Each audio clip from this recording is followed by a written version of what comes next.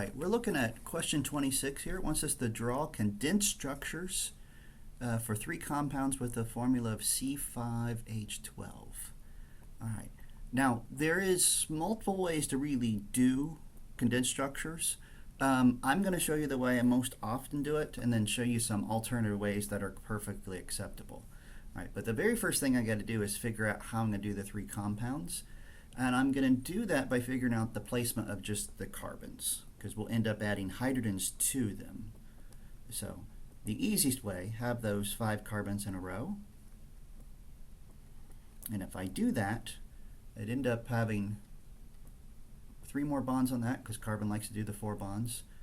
2 here, 2 here, 2 there, and 3 there. And if we count all that up, that would take care of all 12 of our hydrogens. So the very first condensed structure I'm going to do is take each one of those carbons. Instead of those 3 lines, I'm going to condense the hydrogens to them. And I'm going to bother to draw out the carbon-carbon bonds, but just condense the H's onto that backbone. All right. The next way I'm going to do my 4 carbons, or 5 carbons, is I'll put 4 in a row, and then I'll put the 5th off one of these middle locations. Now if I put it off the end, I've just redone that top one, but if I put it off the middle, I got something different. And that would end up CH3.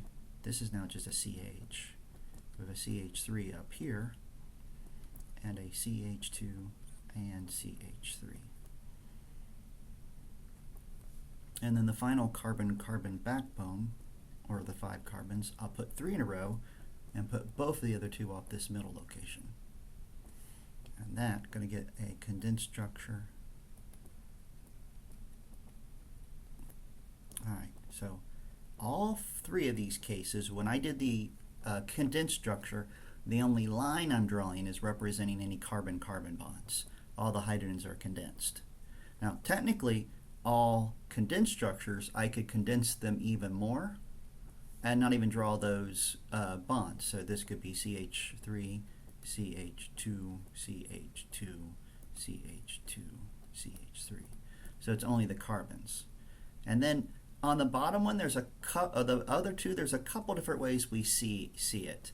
A little bit more often, we will see the CH3, and then they put it in parentheses with that 2, because they're saying both those guys are being included. So that's connected to a CH without a line, a CH2 and a CH3. And even over here, we have yet another weird way to do those parentheses. We technically, in that case, have 4 of those CH3s off of a single carbon. But all of those are ways to do a condensed structure.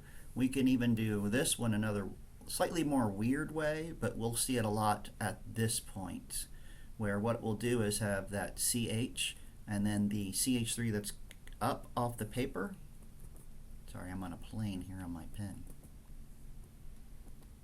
CH3, to say that that CH3, the one that's in parentheses, is coming off the previous carbon, and then the CH2, CH3. But that one we don't see too much unless there's something even more special about that CH3. Like if it's a halogen, that's a little bit more common. But when it's a CH3, we typically do the parentheses and then 2s, and even that 4, that's far more common when we're doing that flat line one. All right, so you'll see me most often do it in blue. The book is a good mix of the blue and the green that's done there, and then slightly more rare to a degree at this point, it's trying to confuse you, is what we did in red, which is perfectly allowable. Do the parentheses to tell you where it's coming off of.